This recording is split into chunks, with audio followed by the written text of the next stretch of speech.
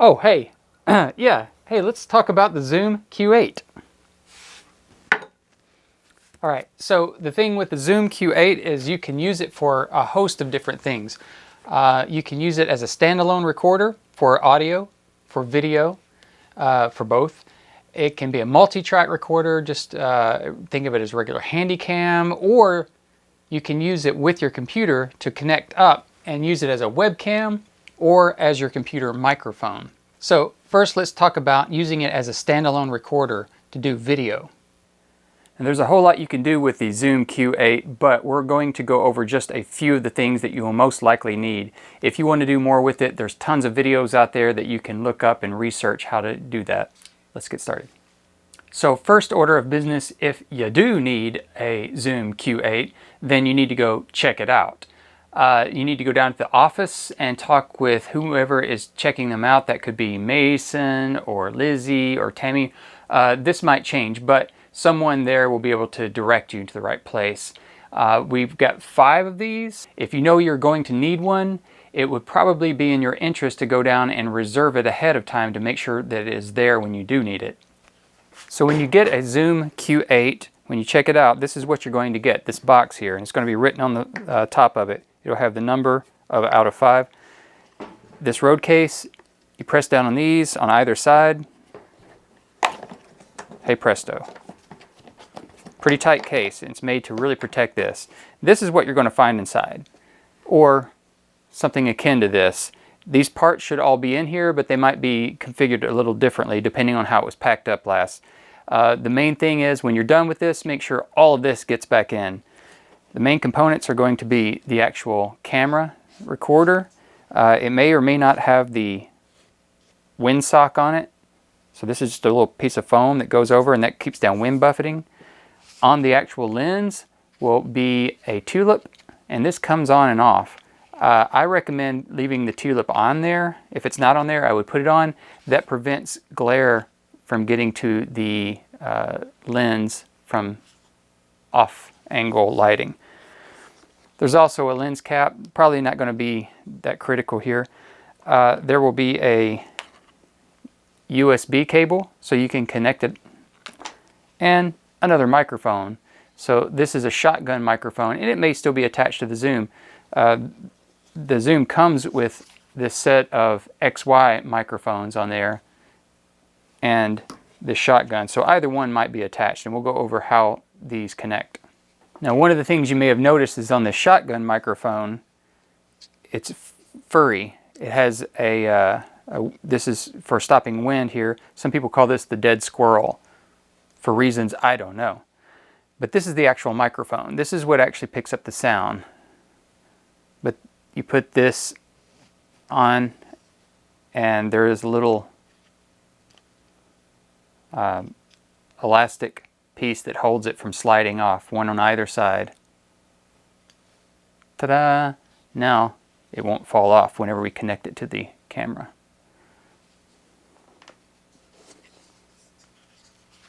This is the XY set of microphones, and the reason they're called XY is because you have these 2 microphones on the what we call the XY axis. One's pointed that direction and one's pointed that direction. So wherever the camera is pointed, it will catch left and right from the camera's perspective. Now, if you're using this Zoom 8 as an audio recorder only, you have the option, press this button in, and just rotate this back for a more compact piece of equipment. But if you're videoing, you need to rotate it up. This way the microphones are pointed in the same direction as the lens. So that would make sense, right?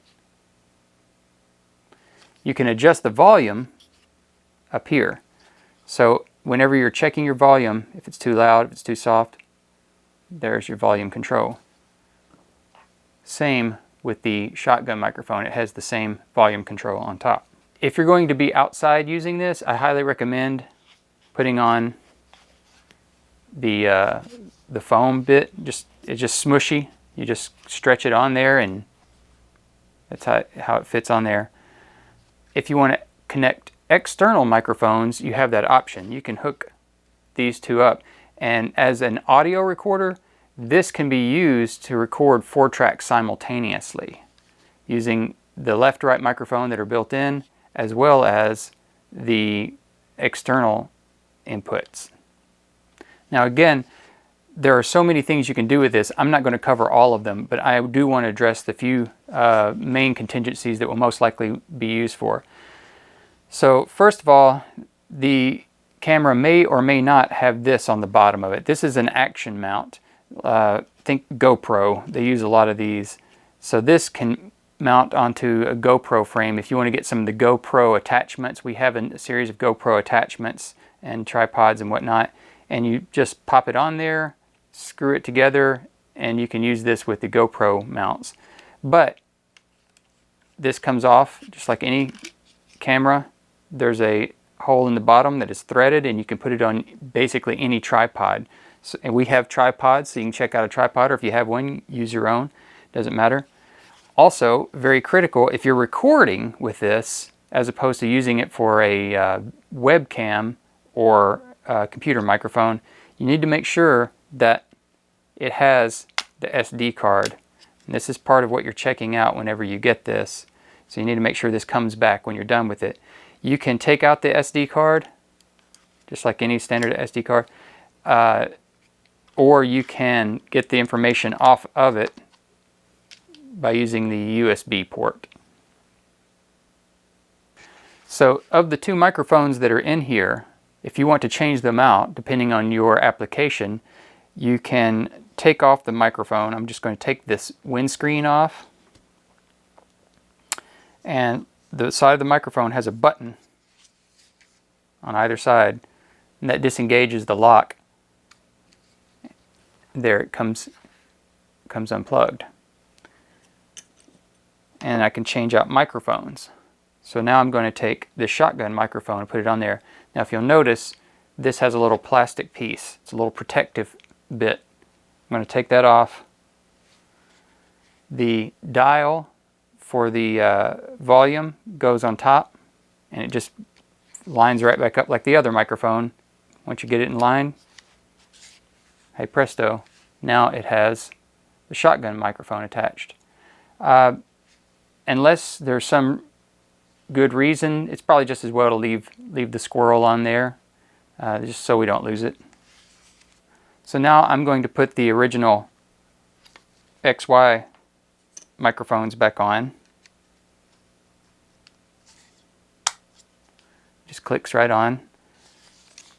And we're going to test out the application of XY microphones and the shotgun microphone so that you have some idea of what you might want to use it for and how.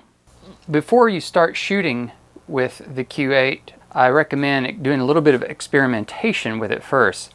So here you can see I've just put it on a little tripod, and to turn it on, it's like most handy cams, you flip out the side, and here's the power button. Ta-da, we're all good to go. Now if I hit record, it's going to start recording, but I don't know if my settings are where I want them. This screen, you can rotate it. You can rotate it all the way forward so that you can monitor yourself here. But right now we're going to go through and look at some of the settings to make sure everything is as we want it. So I've put my camera on the tripod. Open up the side door here. There's my viewfinder. This can rotate over if you want to look at it while you're filming yourself in front. The power button, like I said, was right here. So I just press this guy. Now I've plugged up the USB to a charger so that I don't have to worry about battery life right now. If you'll notice, there's 2 lights right here that say LR. That's left and right microphone. That's the microphone that's built in, whether it's the shotgun microphone or the XY microphones. And if we ever order different types of microphones, this just refers to the built-in microphones. So if those lights are off, I'm not going to get any sound. LR. And if I want to use external microphones, right here, 1 and 2, then I turn them on, 1 and 2, whichever ones I'm using. So I can turn off any combination. The only combination you can't adjust is if left is on, right is on, and vice versa. These come on and off in tandem. Now, let's say I've turned on my left-right microphones, they're on, but they're not as loud as I want them to be. So how do I adjust that? Well, I touch my screen, and down here in the lower left is a little mixer. So this is the little mixer I pulled up. I can adjust my volume right here.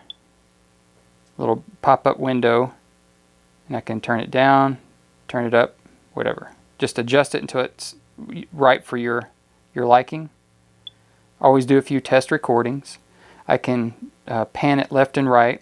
Since we don't have left and right control, you might have something very loud on one side and something very quiet on the other side. So one mic's picking up a much hotter signal.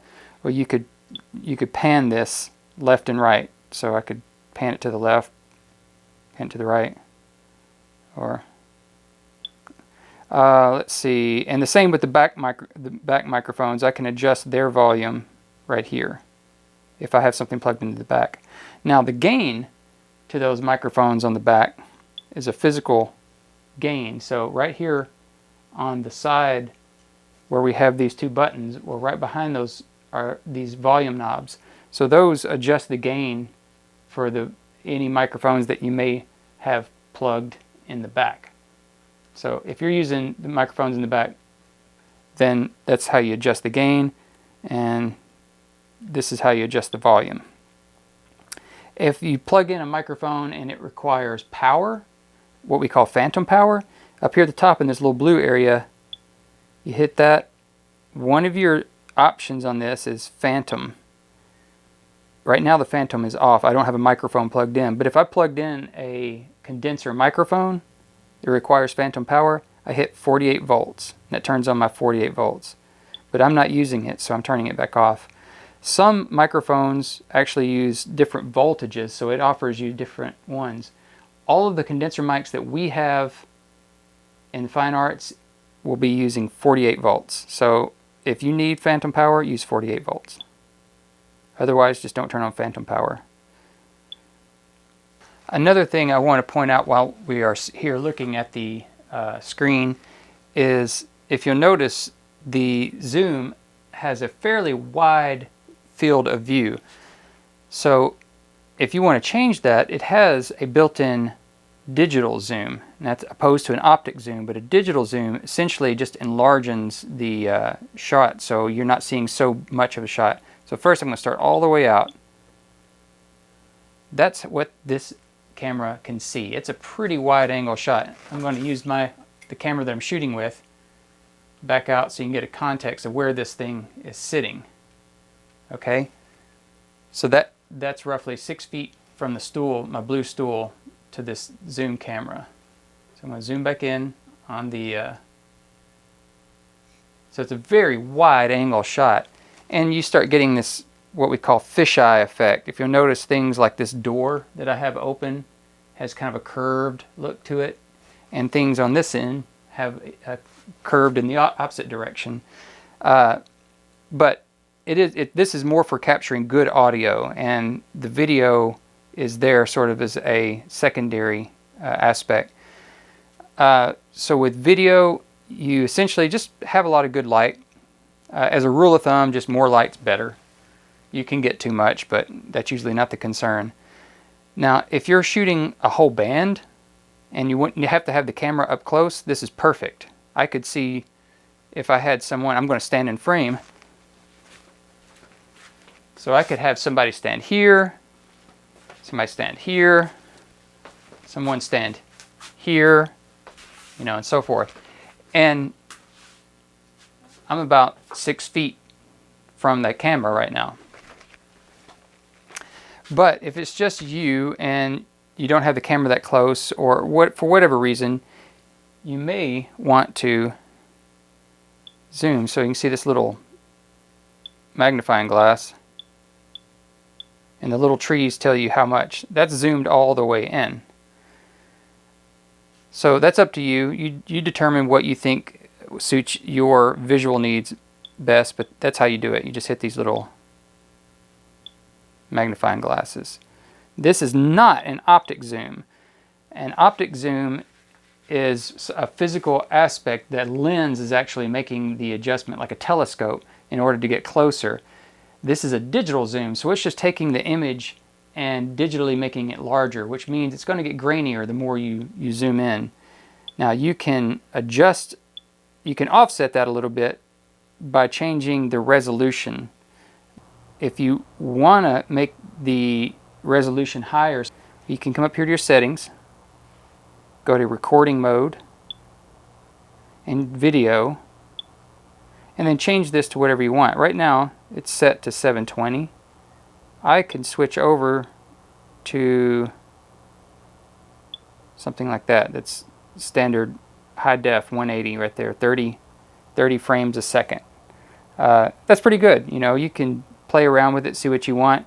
Now just keep in mind, the higher the resolution, the bigger the file is going to be that you're working with, but the better it will look. Again, I'm not going to go into much detail beyond this. If you have questions, get in touch with me. I'd be more than happy to go over some of this with you, or just get online and you can look at the user manual or see some YouTube videos. They'll tell you all about it.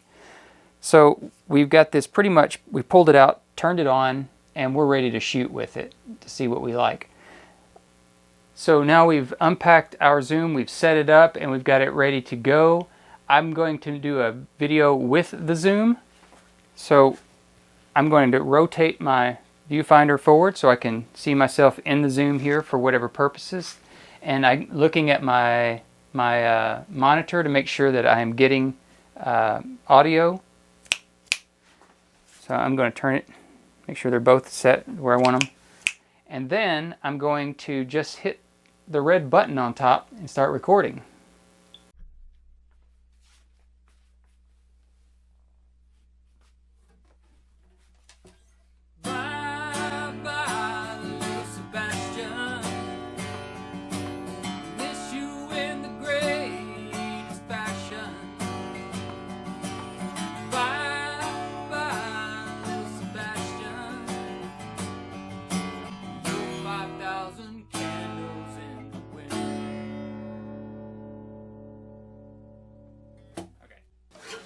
So that was with the XY microphones. Let's do it again with the shotgun and see what happens.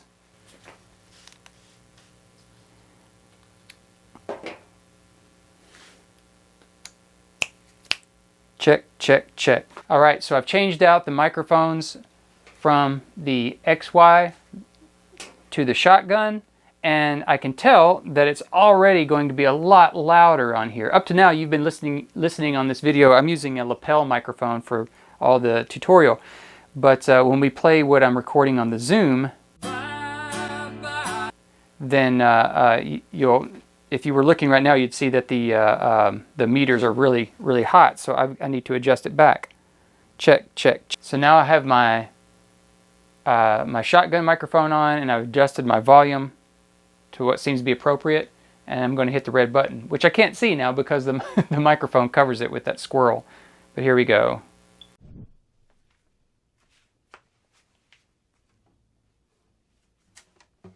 Bye, bye, little Sebastian.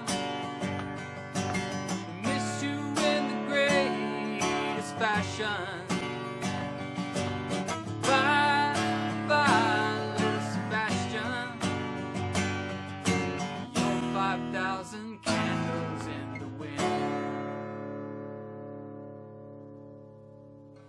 When you're setting up your camera, think more about the microphone placement first and get a good sound for your microphone. The closer you are, the more you're going to hear the signal, and the less you're going to hear the noise. The noise could be anything from the air conditioning, rain, wind, cars driving by, to simply the reverberation in the room. If you're in a room that's very reverberant, then having the microphone closer to the sound source is going to be preferable. You don't want it to be so washy that you can't hear the instrument. Our practice rooms are pretty good. You can't get too far away from the microphone, But if you're in, say, Blankenship Hall and you set this camera 20 feet away, it might have mixed results. If you're playing something you want to hear articulation, and I'm thinking like the percussion or some of the more fast staccato lines on other instruments. But if you want that reverberant sound, then you definitely want to get the microphone further away from you so that you hear that room. Vocalists really like to have that. Usually it's got a nice spacious sound to what they're doing. But if you're doing an instructional video like I'm doing now, well, I want my microphone so close, I've actually put one on me so it can't get far away from me. So what you hear the most is just me talking. So you're not hearing my air conditioning running. You're not hearing sounds outside the building right now. So if I were going to be doing, say, an instructional video, I'd probably sit just a couple of feet in front of this. But if I was doing a full ensemble or there was a duet, you know, I'd have to get a little bit further back and do a few experimental recordings just to see if you like how it sounds and, you know, adjusting the volume and whatnot. There's a host of other things that you can do with the Zoom Q8, but these are probably the most common things that you will be needing them for. So we wanted to make sure you knew how to get them and how to put them into use most readily.